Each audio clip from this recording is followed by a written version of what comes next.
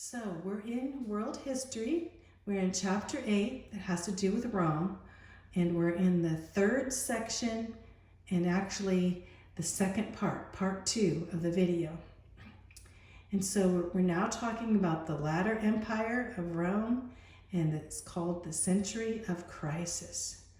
So for 200 years of Pax Romana was followed by a century of war, political instability, assassinations, and economic disasters. So this is what we're going to talk about now.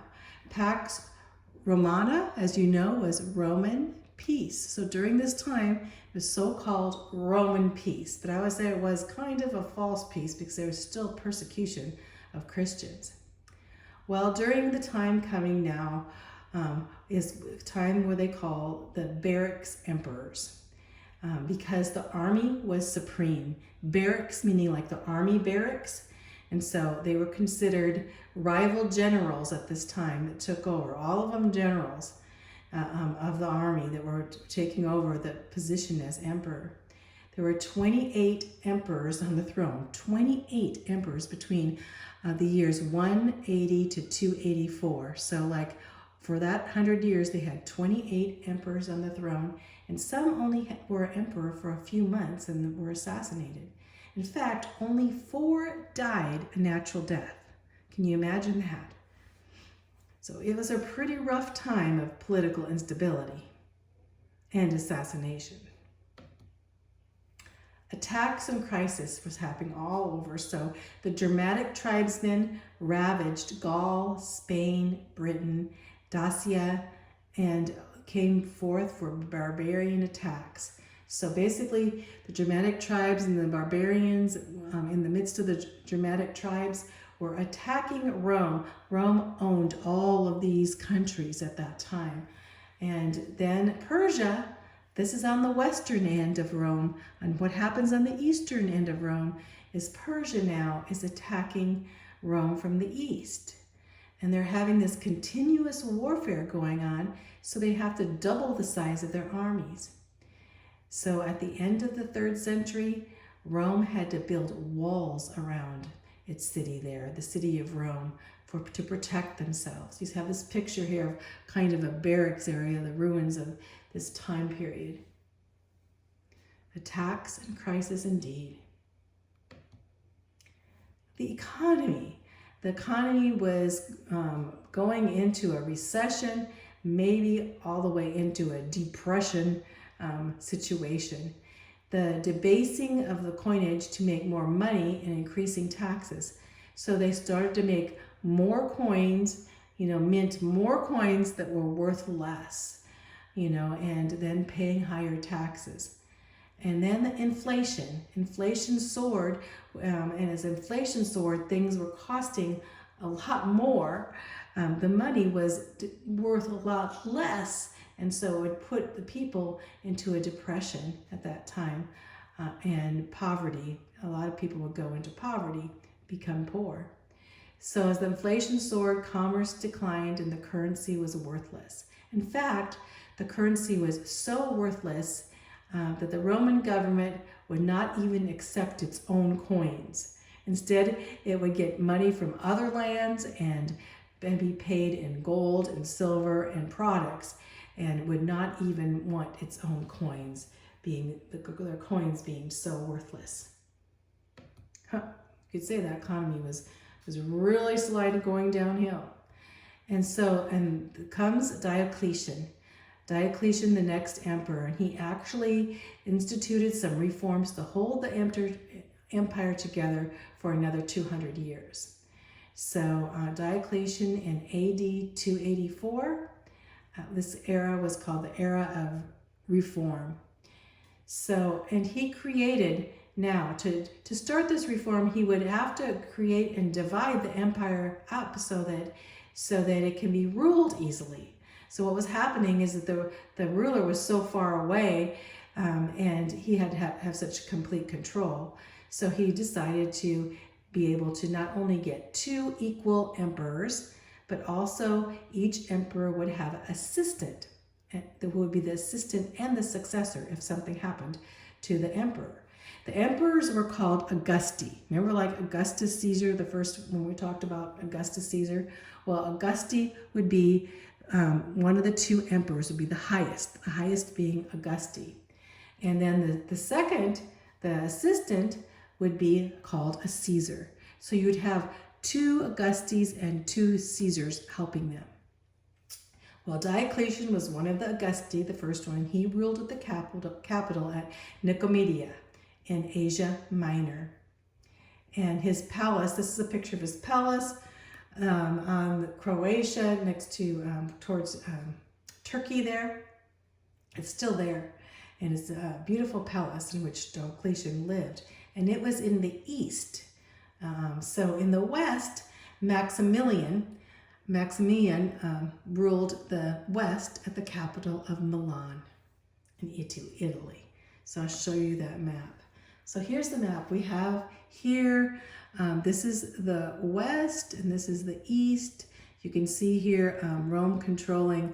There's England up here. Here's Spain. All of Europe here. Here's Italy.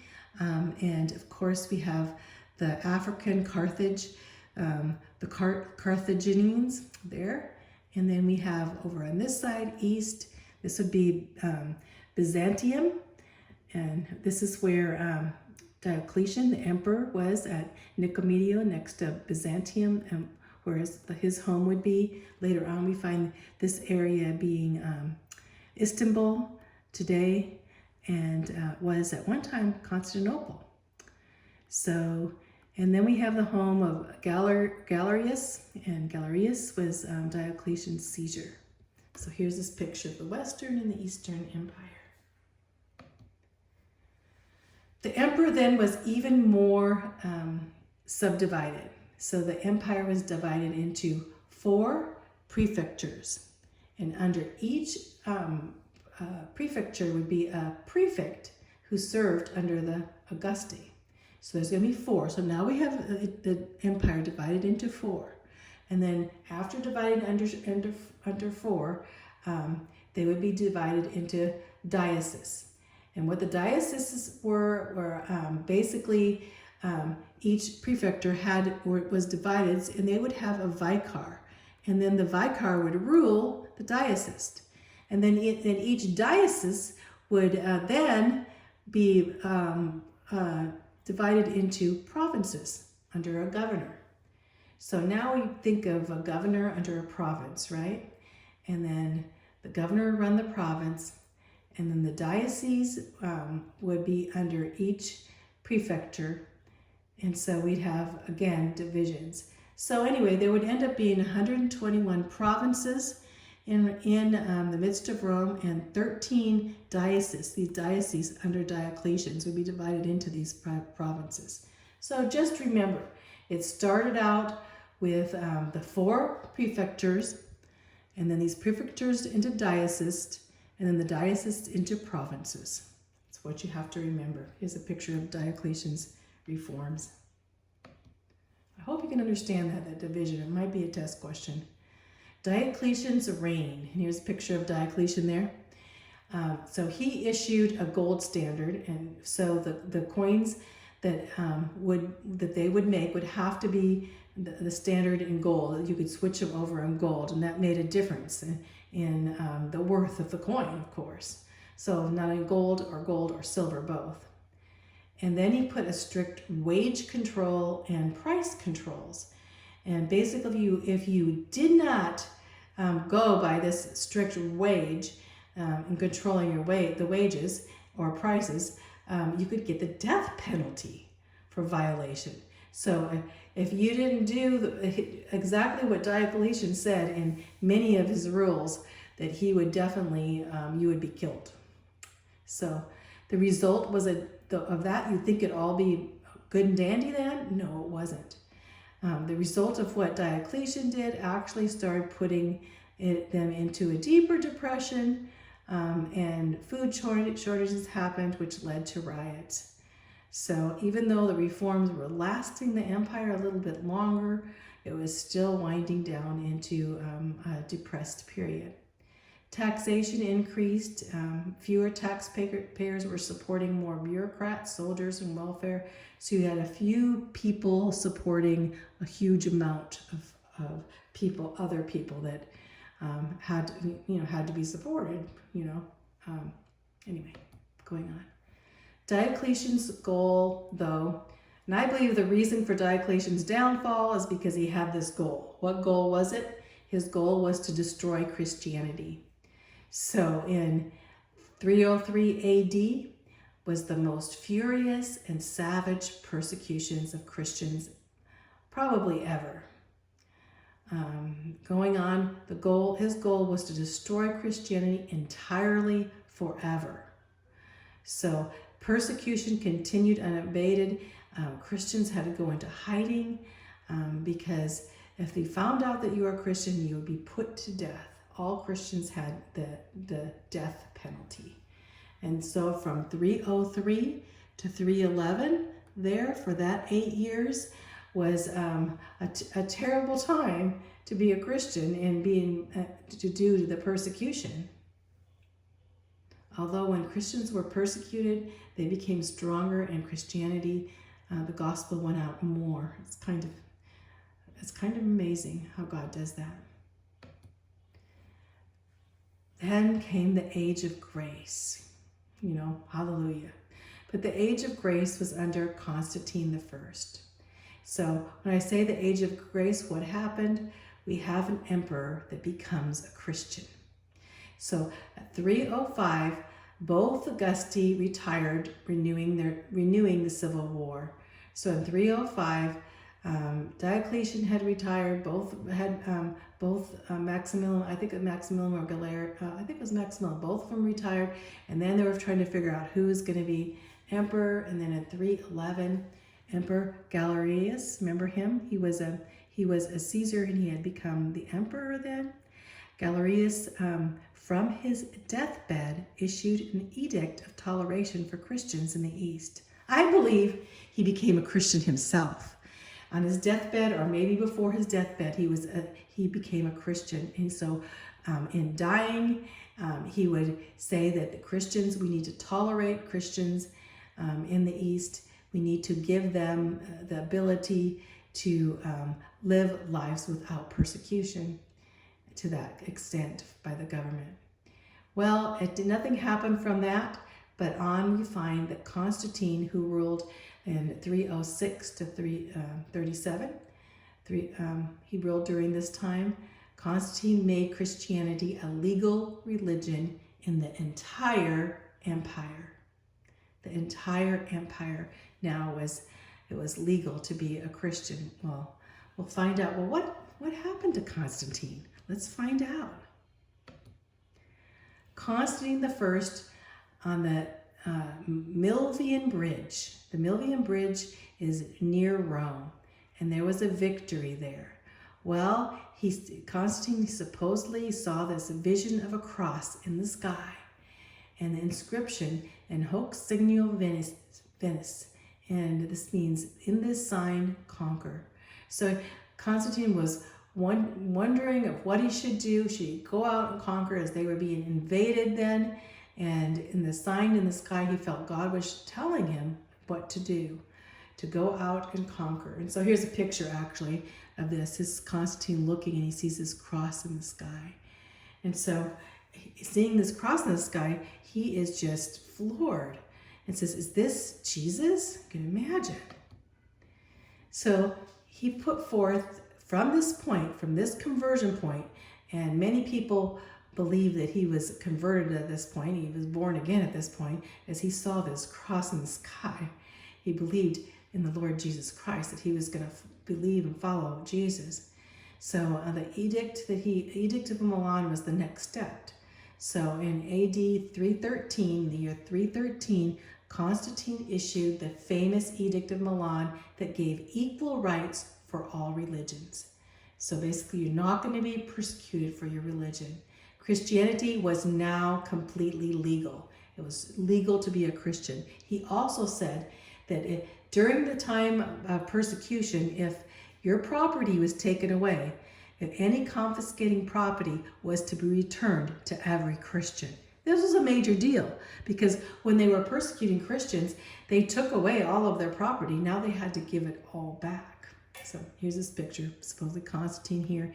He's looking again in the sky, and he's looking to set all Christians free. He's having this experience of thinking that God is real and Jesus is real, and he's seeing that cross influenced his life. Constantine was the first Christian emperor. So you need to know that. Constantine, Christian, first Christian emperor. The next step, he went to the Council of Nicaea. The Council of Nicaea was in 325, or Nicaea, as you pronounce it, was to create an institutional unity in the church. What that meant is that there were a lot of cults coming in that said that Jesus wasn't God or that Jesus was not a man. And there's a lot of different Christian beliefs that weren't so Christian. And so they had to set down a standard and basically saying that Jesus is God. He's 100% God and he's 100% man. So these leaders of the church, bishops, you would say pastors to this day, got together and put forth this standard of Christianity to go by. Nicaea. Constantine's Byzantine Empire. So Constantine then became the sole ruler of Rome, but his empire, where he stayed, where he lived, was in the eastern part, which we call the Byzantine Empire. He established the new capital at the Greek city of Byzantium, which is now Istanbul, Turkey. I showed you that on the map. And he renamed the city Constantinople. So Constantinople was now his city, and you see in him indeed a beautiful city. And basically, Christianity was thriving there, and especially due to his edict in Milan. So Constantinople was a center of flourishing in the Eastern Roman Empire, in the Byzantine Empire. It was growing and it endured for 1,000 years. So Constantine's empire in the Byzantine area went on until later on the Ottoman Turks, Muslims, came over and took over all of the empire there. But that was for the next 1,000 years, they'd be at peace as the Byzantine Empire. The fall in Rome in the West. So in 395, the empire was permanently divided into East and West by Emperor Theodosius. So Emperor Theodosius of the Byzantine Empire was basically thinking we need to have the East and West to rule. And Theodosius ruled in the East. So since Christianity was now the official Roman religion in both the East and the West. So now you have Christianity as the number one religion. It went from bottom, persecution, to number one. So most Western emperors wanted Christian social morality to bind the empire without Christian theology. What does that mean? Basically, they wanted everyone to be socially moral and to do what's right, but they really didn't care if they had the Christian theology of, being born again. So we had the Western emperors didn't really go on with the Eastern emperors, so it says, such a pragmatic faith could not save the Roman Empire. There needed to be a change in the heart of our people. So many Romans became Christianized because it was fashionable to be Christianized, and their leaders were all Christians, so let's go, we're all Christians. But they didn't have a really change of heart. They were just going along with the crowd or going along with everyone else. Many were no different from those of their pagan neighbors. So their life didn't change because they didn't really have a change of heart. And when you have a change of heart, they weren't really born again. They weren't really believing. They're just believing because that was the thing to do at that time, because Christianity was fashionable. So now, what happens next? We have the Visigoths, the Vandals, the Angles, Saxons, and Jutes. These kind of go together, Angles, Saxon, and Jutes, in this area, because that's in the British area. And the Huns were all at the door, waiting to overtake the Roman Empire. First was the Visigoths. The Visigoths came in, and Italy was invaded by them under Alaric in 409. So Alaric the Visigoth comes in, and this was the first time in 800 years that Rome was totally sacked. In 800 years. It was the year 378. The Visigoths had defeated the Roman army and killed the Emperor Valens at Adrianople. So here we have basically the beginning of the downfall of the Western Roman Empire. The Emperor Honorius evacuated Britain, and the Visigoths overran Gaul and Spain. So we have now Visigoths taking over. Here's kind of a picture, more of a primitive barbaric people taking over the so-called cultural Rome. The fall of the Western Rome, you can see the fall here as the Visigoths coming in and all these barbarians coming in and sacking, they call that sacking, overthrowing Rome. And while that was happening, the Vandals ravaged North Africa. So you're talking about Carthage area, and then the Angles and the Saxons and the Jutes invaded Britain. So you have the Roman Empire being attacked on all sides, at least the Western Roman Empire attacked on all sides. Then came the Huns from Asia in 451. And you probably have heard of Attila the Hun. And he was the scourge of God. He crossed the Rhine River into the European area and destroyed every single thing in his path, along with the Huns behind him. So he was the head Hun, And he combined, and then to stop him, the army of Romans and Visigoths, actually the Visigoths came in. He was fighting everyone, all the barbarians too. And so the Visigoths and the Romans defeated the Huns in France. So finally, but as the scourge went on, it went on for quite a while. So Attila's death in 453, the hordes were disintegrated. Basically, after he died, they turned back. But the Germanic chiefs and the tribesmen now dominated the Roman army. So but dominated means a lot of them actually became soldiers in the Roman army, so we have all this integration going on, confusion going on, and we have actually the religious pope, so-called, putting in the last Roman emperor, and here he is, a kid actually. So in 476 AD, Odoacer, how do you pronounce his name, removed the last Roman emperor. And this was a young man as emperor named Romulus Augustulus. They named him from the throne and put him on the throne. So how embarrassing now. He was removed by Odoacer, who actually was a barbarian, removed from the throne. And so the Western Roman Empire came to an inglorious end indeed. So here we have the last Roman Empire. And you think, well, why would they put a kid on there? But that's what they did. So Romulus Augustus, when you talk about him, it is known he is known for being the last Roman Empire of the West.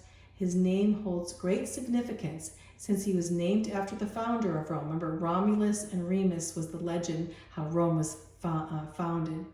and Romulus being that first so-called emperor. Some people say, well, he was the first emperor of Rome.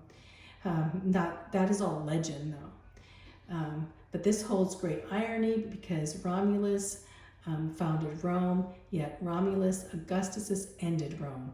So Romulus in the beginning and Romulus in the end. You know, Romulus and Remus is a story about these two twins that were raised by wolves, and the story goes on and how one of them became the first emperor of Rome. And now they're not sure, it's probably a legend. So that is the end. And we will now go on to the next section. So I hope you learned a lot.